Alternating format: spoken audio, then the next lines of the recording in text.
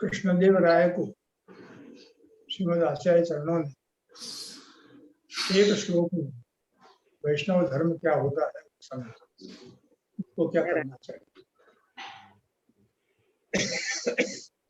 और दूसरे श्लोक में राजधर्म क्या होता है वो समझाया। और अपन को राजधर्म से मतलब नहीं है, वैष्णव धर्म क्या है उसको समझाने के लिए एक श्लोक में आपने क्या की है। दैवत्वेन दुर्भगोरनुग्रहवशात् जाता प्रपत्तिर्यदा सृगपुण्ड्रादि विधारयेत् परजयन्ति एकादशीनां व्रतम् धर्मं भागवतं चरेत् हरिकथाम् आचार्य भक्तार्चनम् पापम तद विमुखान अनर्पित भुजम चान्याश्रयं वर्धये। ये चीजें करो और ये चीजें मत करो, दोनों भाग एक ही है। ये काम करने चाहिए और ये काम नहीं करने चाहिए। दैवत्वेन, भगवान ने मनुष्य के जो जीव में दैवी अंश विद्यमान किया है, दैवत्व उसमें है, तो उसे गुरु गुरु के अनुग्रह से, अर्थात गुरु ने जब शरणागति उसको देता है प्रभु की शरणागति में आने के बाद उसमें दो नियम है। एक तो गले में कंठी पहने और एक मस्तक पर तिलक। ये दोनों चिन्ह जो हैं, ये चिन्ह अपने मन की कृतियों को रोकने वाले चिन्ह। जो काम नहीं करना चाहिए वो काम करते हैं तो दूसरा तुरंत बोलता है अरे भाई वैष्णव हो तुम ऐसा कर रहे हो। ये अपन को नियंत्रित करने वाली चीज है दोनों ये जो चिन्ह है। और ये देखकर किसी को भी मालूम पड़ जाए कि वैष्णव। अपन को वैष्णव चिन्ह धारण करने से क्यों शर्म आती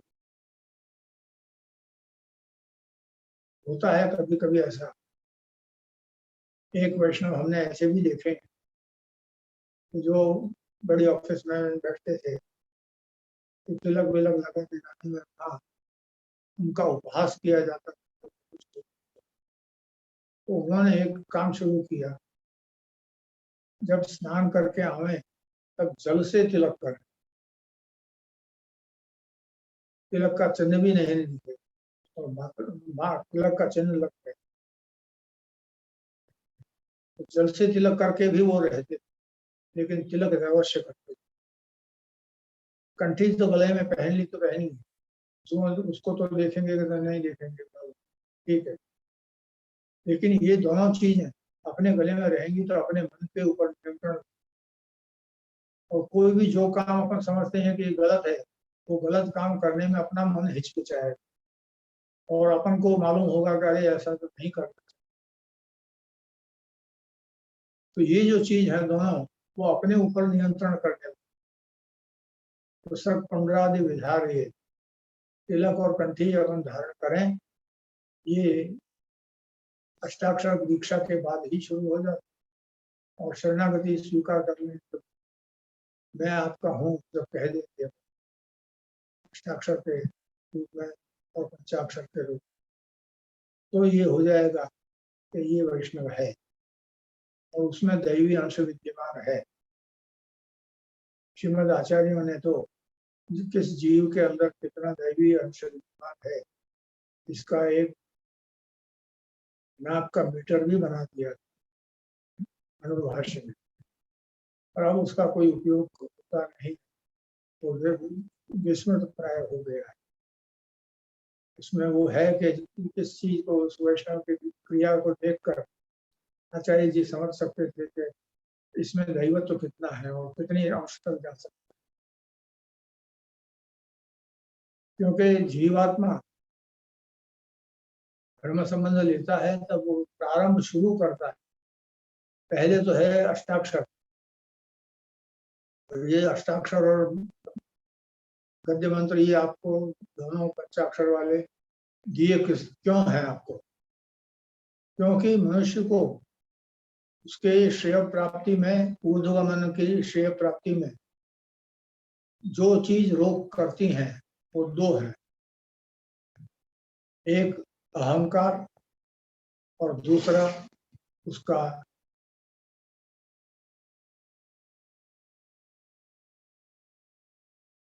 आश्रय नहीं। क्या? अहंकार तो तब दूर हुआ जब आपने श्री कृष्ण शरणम मम कहा। अष्टाक्षर लेने पर वो जब लेता है तो कहता है कि मैं आपका, आपके शरण। तो कोई भी व्यक्ति शरण किसी की कोई तब ग्रहण करता है जब समझ लेता है कि मैं इससे जीत नहीं सकता, या मैं इसके आश्रय में जाऊं और तो अपनी रक्षा। तो वो अष्टाक्षर है कि जो अपन को अहंकारी नहीं होने देता। और ममता, ये चीज सब मेरी है, ये ममता जो है, ये श्री प्रभु को सब सर्वस्व निवेदन कर दिया है पंचाक्षर के साथ। तो उसमें अपना कोई नहीं है, अपन के अपन भगवान की वस्तु का संरक्षण करते हैं, उसको बढ़ाने की कोशिश करते हैं, उसको अपना नहीं बना लेते। इस रूप में वो कर्म किया जाता है, यानी अपना ममत्व छूट जाए उसमें। ममत्व के ही द्वारा अपन का अवरोध है। अपन देखते हैं घर छोड़ के सन्यासी बने, सन्यासी तो बन गए और दूसरा घर बना लिया, तो हुआ तो एक ही बात, एक घर छूट गया दूसरा घर बन गया। ममता है जो, वो ममता छूटनी चाहिए। उस ममत्व को छुड़ाने के लिए गद्य मंत्र के आपका सब संपूर्ण आप निवेदन कर देते हैं, आपका जो है वो भी सब का है। तब ये दोनों जो रुकावट की चीज है वो दोनों, और उसके बाद ये जो नियम बनाया है दैवत्वेन गुरोरनुग्रहवशात् स्रग पुनरादि विधारे पर जयंत एकादशी नाम भूतम। उसके बाद ये उपवास के तो कई प्रकार चलते हैं, कोई कोई किसी बार को करता है, कोई किसी बार को करता है, कोई किसी दिन करता है, कोई किसी दिन करता है। पर वैष्णव उपवास के जो प्रक्रिया है तो एकादशी नाम, 4 जयंती और 24 एकादशी, ये व्रत है। पर जयंती एकादशी नाम, 4 जयंती, कृष्ण जयंती, राम जयंती, नृसिंह जयंती और वाव। देखिए भगवान के अवतार तो प्रधान 10 हैं, और उनके अतिरिक्त तो कई प्रधान, क्योंकि अंशांशी रूप से भी और अलग अलग रूप में, कहीं श्रीकंठ का है, कोई अवतारण है, कोई प्रस्तुत है, कोई इस रूप में भी कोई अवतार है कहीं। तो उसमें मुख्य अवतार महाप्रभु जी ने कौन से रखते हैं? श्री कृष्ण का अवतार है, वो जन्मदिन कृष्ण जन्म का वो आनंद उत्सव है, वो उसमें उपवास। क्योंकि उपवास किस लिए होता है? देह में आलस्य न भरे, शरीर में आलस्य नहीं रहे, सेवा करने में वो बराबर काम कर सके और उसको चिंता नहीं है। परंतु वास्तव में अभी जो प्रक्रियाएं चल रही हैं उसमें तो देखने में ये आता है कि शायद जितना गरिष्ठ भोजन दिन और दिनों में नहीं करते होंगे उतना फलाहार के नाम पे होता है। तो ये आलस्य दूना कर देता, कम नहीं होता उससे। तो ये अपन को उपवास जो है, उपवास के रीतों से करना चाहिए। अब जैसे कठिन, तो कठिनताएं तो बहुत है, ऐसा भी नियम है कि एक दिन जो फल खा रहे हैं वो एक ही फल खाया जाए। जैसे आपने नारंगी खाई तो नारंगी भी एक ही खाए, ऐसा नियम होता है। तो वो भी दूसरे कोई भी फल लिया, आपने खाली इलायची खाई तो खाली इलायची भी एक, इस तरह से उसको नियंत्रित किया जाता है। परंतु वो शायद अब प्रकृति के अनुसार संभव होता है कि नहीं होता, इन चीजों को अब तो केवल स्मरण किया जाता है। ये उपवास के जो क्रम है वो इसलिए है कि द्वादशी जो है, एकादशी का जो फल है वो एकादशी की जो व्याख्याएं हैं, उनकी जो महात्म्य है, उनमें सब समझाया गया। वो विस्तार का विषय है, वो उसको मैं अभी स्पर्श नहीं कर रहा। परंतु ये है कि जो उपवास जो है वो अपने देह में आलस्य न आए इसलिए होता है, और इस रूप में निर्जला भी होती है, सभी होते हैं। अमुक स्थानों में तो निर्जला ही एकादशी, सभी एकादशी निर्जला कर, पुरानी पद्धति में। अब होता है कहीं भगवान जाने, लेकिन निर्जला का भी सहयोग है उसमें, और निर्जला नहीं होती उस एकादशियों का भी प्रकार है। तो वो जो एकादशी के लिए जब करते हैं फिर वो आलस्य को छोड़ने के लिए करते हैं, क्योंकि द्वादशी जो है, द्वादश्याम हरिवास है, हरि का दिन जो प्रसन्नता का है वो द्वादशी।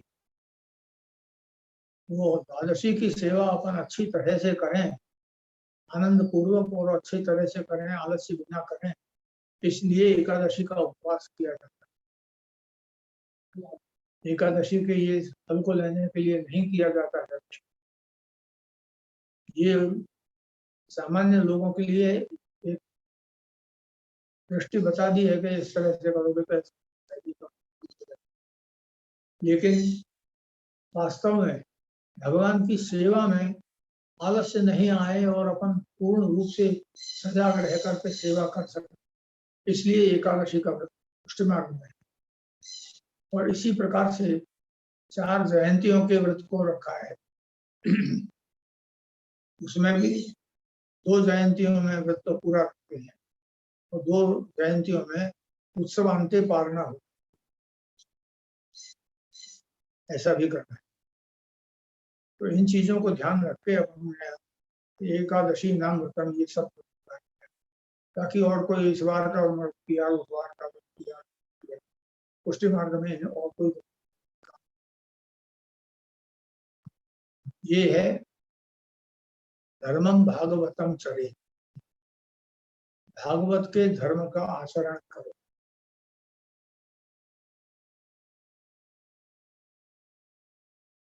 भागवत धर्म का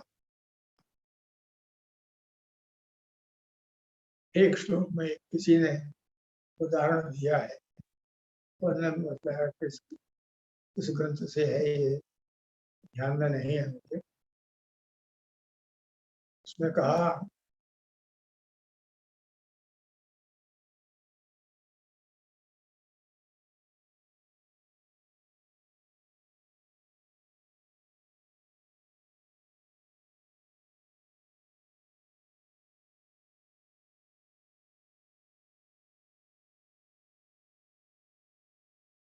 कि अभी मुझे भी ध्यान में नहीं आ रहा है, 5 मिनट सोच करके।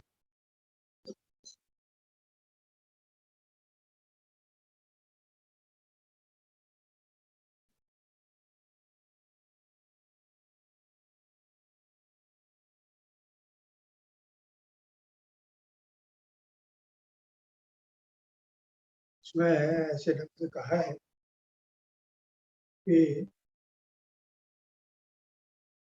अभी वो ध्यान उसी तरह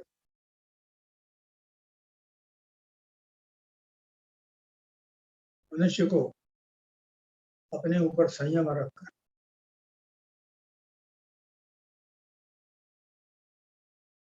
क्योंकि उसमें ये भी कहा है कि इंद्रियासु निग्रह सर्वथा न त्यजेत।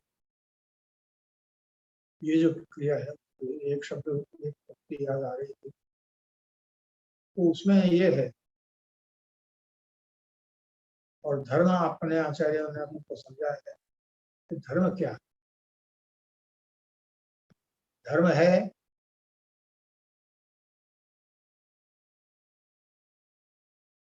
भगवत दास होना,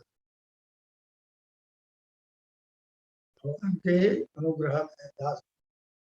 धर्म अर्थ है स्वयं श्री प्रभु। अपने धर्म कौन है? अपने धन है श्री प्रभु के बदलाए हुए प्रभु, इसलिए उनको निधि स्वरूप है।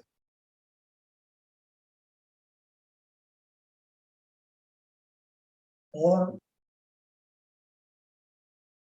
काम क्या है? इच्छा अपनी, इच्छा जो है वो अपनी ये है कि श्री प्रभु के दर्शन हो। और मोक्ष क्या है? मोक्ष मोक्ष कृष्ण से चेत। अपन पूरे स्वरूप से अपने मन की मानसिकता से कृष्ण के बन, बस ये उसकी मुक्ति की प्रक्रिया चालू। कृष्ण को हमेशा याद रखना, कृष्ण को हमेशा स्मरण करते, नाम लेते, सतत गिरेव सततम आचार्य। इसीलिए तो इस रूप में जब अपन करते थे तो वो पूरा भगवत धर्म का पालन। पुष्टि मार्गे हरे दास धर्मो अर्थो हरि देव ही कामो तब दुदक्षैव मोक्ष कृष्ण से चेत ध्रुव। ये इस प्रक्रिया से आपने चारों चीजों धर्मार्थ काम करते अपने पुरुषार्थ में भी धर्मम भागवतम चरेति।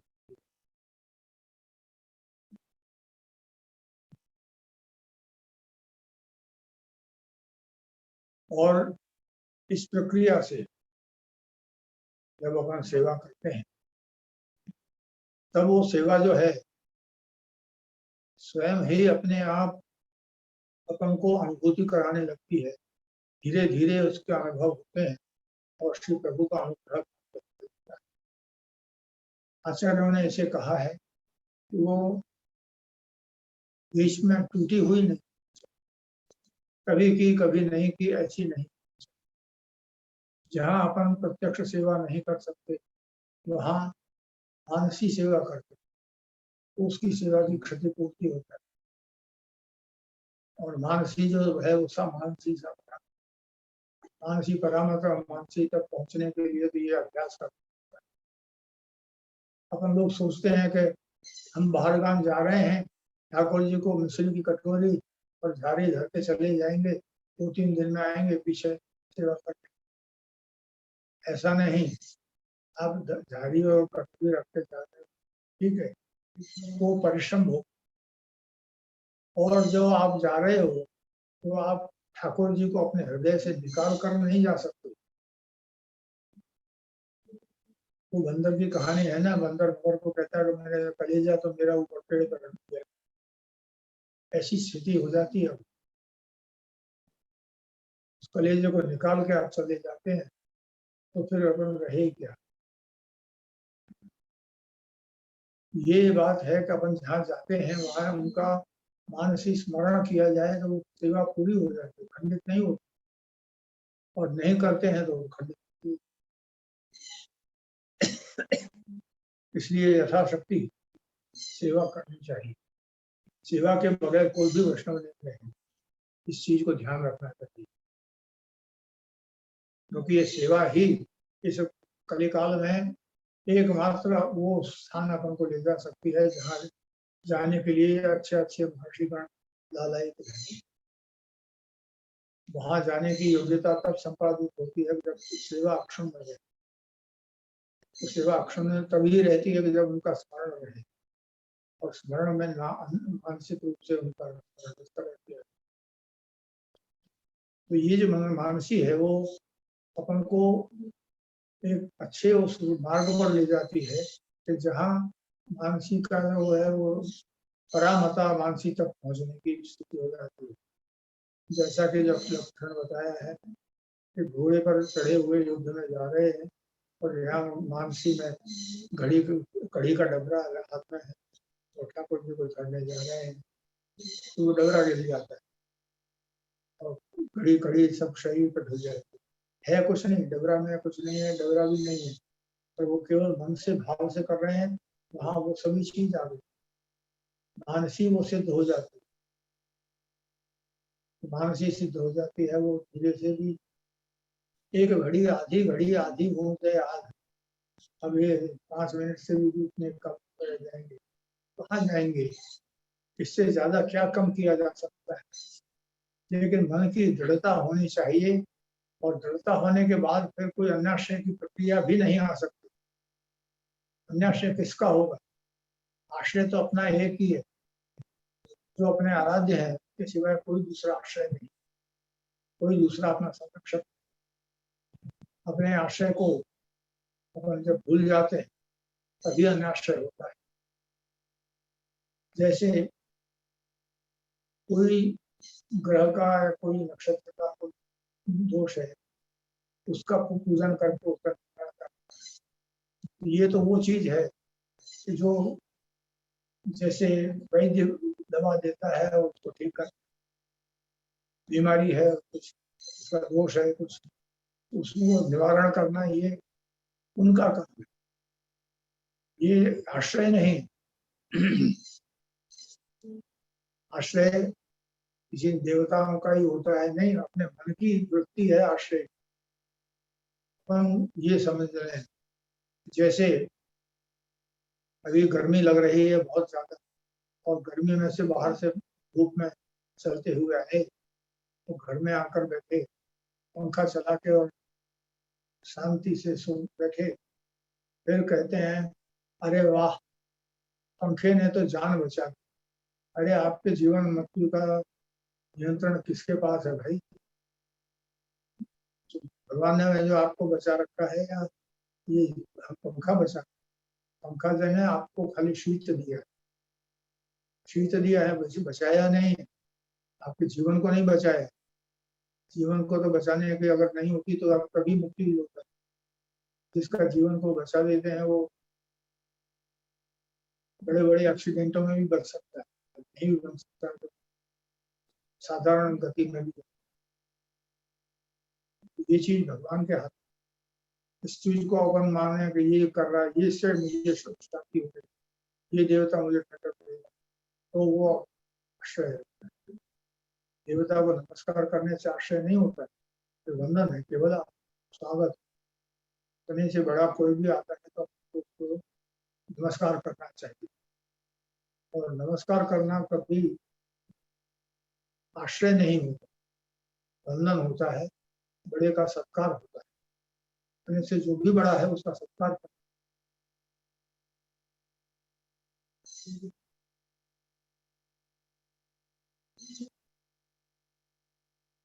इस प्रकार से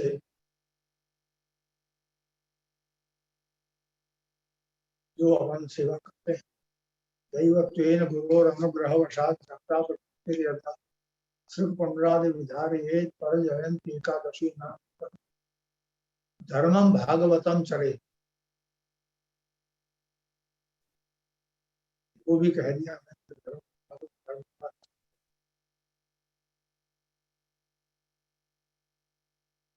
धर्मम भागवतम चरे, हरि कथा, भगवान की कथा का श्रवण करे, आचार्य और भक्तों का आश्रय करे, सेवन करे, वंदन। हरि कथा आचार्य भक्तार्चन पापम, अब ये तो करे और ये चीज न करे, पापम, जिस चीज को अपन समझते हैं कि ये पाप है उसको कभी न करे। पापम तद विमुखा, भगवान के विमुख जो रहने वाले जीव है उनसे यह संबंध, क्योंकि उनकी बातों से अपनी वृत्ति में भी दोष आ जाए। पापम तद विमुखान अनर्पित भोजन, श्री भगवान को निवेदित किए बिना भोजन, समर्पित अनर्पित भोजन चान्य अन्याश्रयम व्रजे, और अन्याश्रय को न करे, ये चार चीज न करे। एक ही श्लोक में आचार्य ने संपूर्ण वैष्णव सिद्धांत का धर्म दे दिया है। इस प्रकार से वैष्णवों को करना चाहिए, समझना चाहिए कि अपन श्री प्रभु के आश्रित है। प्रभु कौन? परम ब्रह्म। और परम ब्रह्म से बड़ा और कोई है ही नहीं। परम ब्रह्म के द्वारा ही संपूर्ण सृष्टि का उत्पन्न हुआ है।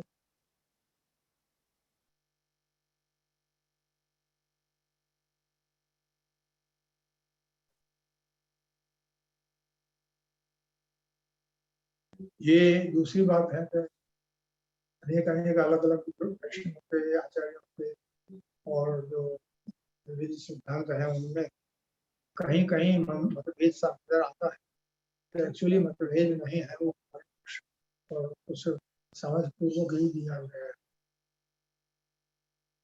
यानी जैसे शंकराचार्य जी के समय बौद्ध सिद्धांत से उनको जवाब सवाल करने थे। बौद्ध सिद्धांत जो है वो ईश्वरवादी नहीं, ईश्वर।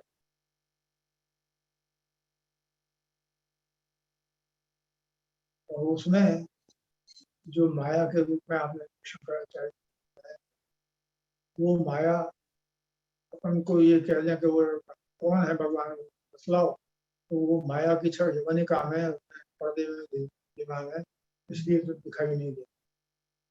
इस प्रकार से समझाने के लिए शंकराचार्य आश्रय दिया।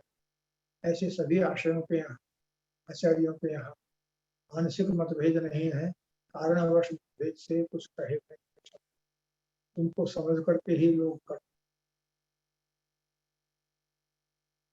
ऐसी पद्धतियों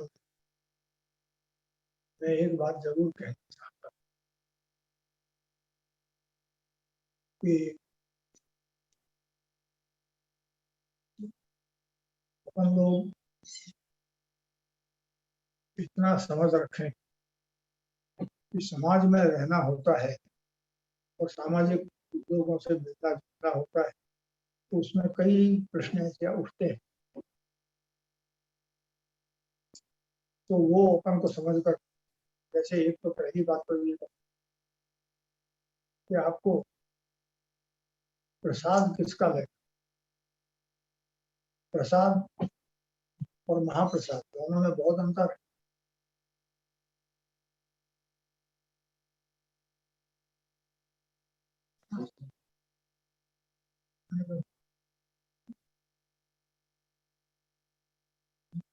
जो महाप्रसाद दिया जाता है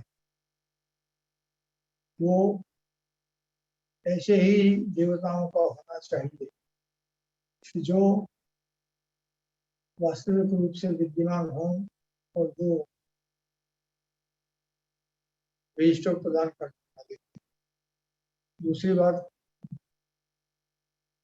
कि देवताओं का जो आवाहन होता है, विसर्जन होता है, इस चीज को समझना चाहिए कि कुछ पद्धतियों में कार्य होता है, उस समय आवाहन कर लेते हैं और उसके बाद उसका विसर्जन करते हैं, वो रहते नहीं है। तो उसके बाद उसमें देवता लगा तत्व खत्म हो जाता है। आवश्यकता होता है तब जहाँ देवता नहीं है, जब और वो भोग धरा है तो वो प्रसाद नहीं होगा। हनुमान में तो ये है कि कथाओं के वार्ताओं में भी मैं देखता हूँ, तो उस समय जो लोग काम करते हैं श्रीमद् भागवत को भोग धरने के लिए सामग्री रखी जाती है, और जब सामग्री मंगवाई जाती है तो उसमें कहा यही जाता है कि प्रसाद ले आओ, और वो प्रसाद है तो फिर उनको भोग क्यों धर रहे? प्रसाद उस वस्तु को नहीं कहा जाता जो भगवान को भोग न आई। प्रसाद वो होता है जो भोग आया है। अपन लोग ये मानते हैं कि प्रसाद ले आओ भोग धरवा માટે, जिनको यही खबर नहीं है कि प्रसाद क्या होता है, भोग क्या होता है, क्या होता है। इसलिए पुष्टि मार्ग में सामग्री का विशेष ध्यान भी नहीं देते। सामग्री की चीज को सत्य से बचता है, जिससे किसी दूसरे की इच्छा उस पर मिल सके। अगर वो हो जाता है तो सामने सामने हो जाता तो वो भगवान के लिए नहीं जाता। सूक्ष्मताओं से इसको करेंगे तो वो आता है। तो ये जी पर पद्धति जो है ये अपने आप के लिए आवश्यक है कि अपन हाँ भोग और प्रसाद इन चीजों को थोड़ा विचारें कि क्या होता है और कैसे ढंग से भोग आता है, कैसे अपन को करके अनुभूति कहते हैं, कैसे उनको कहा जाता है क्या आता है। तो ये जब तक नहीं कहेंगे तो तब तक कितना भी हो रखोगे तो अगर गिनती नहीं करोगे तो वो ग्रहण ही नहीं करेंगे, क्योंकि वो लोग अनेक जगह ग्रहण कर लेते अपने लिए। कोई भूखे थोड़ी बैठे, उनको अपन ये नहीं मान सकते कि भूखे बैठे हैं इसलिए हमने कर दिया। जब तक ग्रहण करने की गिनती नहीं करोगे तब तक नहीं खाएंगे। अरे ये मनुष्य में तो ठीक है, हमारे यहाँ पहले हाथी रखते थे तो जो हाथी रहते थे सवारियां लेकर, तो उस समय हाथी जब रखते थे तो उसको उसके लिए वोट बड़े बड़े, वो महावत उसके पास ले जाता। तो महावत जब तक उससे कहे नहीं तब तक उसका तो उसको पता नहीं। खाने के पहले एक टुकड़ा तोड़कर महावत को देता, उसके बाद ये है भगवान ये तो नहीं करेंगे, ऐसे भूखे थोड़ी बैठेंगे जो अपन तक कहेंगे नहीं कि नहीं करेंगे तो अपन ने तो धर दिया उठा लेंगे। अरे दुर्योधन के यहाँ का 56 विदुर के यहाँ के खाने के लिए 56 लोग सो गया।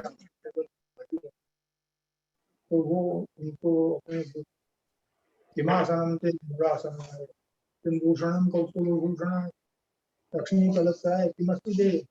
ये तो जो आपकी परिभाषा उस चीज को ध्यान में रखते हैं अपन ये चाह रहे ये चीज हमने बनाई है, क्या बताए तो उनके सामने प्रकट। ये जो है जहाँ अहंकार आया तो वहाँ उस चीज का ग्रहण नहीं होता। भाव है, भाव से धरो तो ग्रहण कर, इस चीज का ध्यान रख के सेवा कर। और इस रूप में करते हैं जब तो वो सेवा सेवा होती है तो अनुभूति भी कर सकती है। अनुभूति तब हो सकती है कि जब वो सेवा को क्रमबद्ध करें, अखंडित करें और भाव पूर्वक करें। भाव के बिना की कोई भी वस्तु वो ग्रहण नहीं कर, उनसे विनती करोगे तो बाकी वो ग्रहण नहीं होती। सामान्य में ये अक्षरों में श्रीमदाचार्यों को श्लोक का मैंने वर्णन किया है। अब बहुत थोड़ा समय बचा है।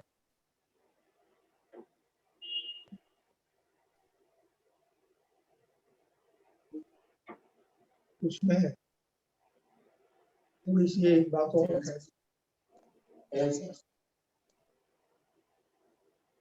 एक बात और कहते अपने आप को ये न समझना चाहिए। आजकल जो चल रहा है मैं सुन रहा हूँ लोगों से, वो बात नहीं।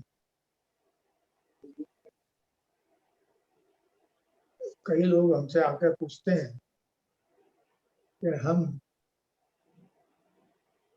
84 और 252 कौन से वैष्णव के अंश। अरे उनका अंश लाना कोई सहज बात है? जो इनको आचार्य चरण क्या कहते हैं,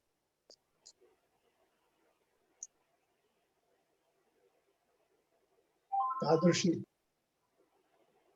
तादृशी संकेत करते हैं, वो जो वहां तक पहुंचे हुए हैं।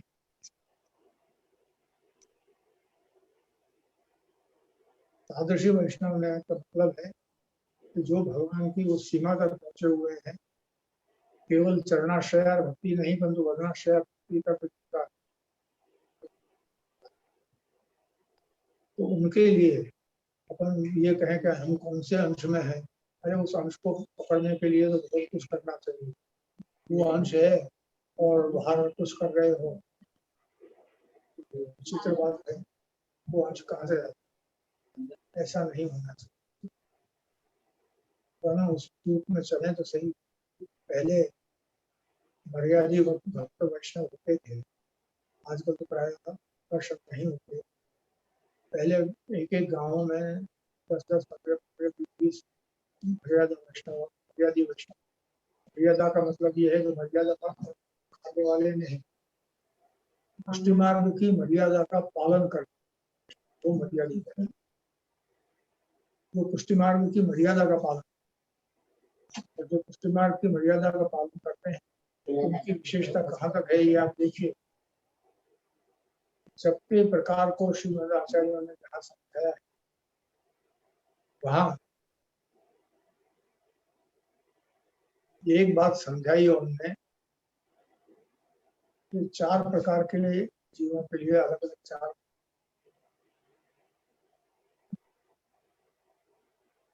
जो केवल अष्टाक्षर दीक्षा लेता है उसके लिए जप का प्रकार,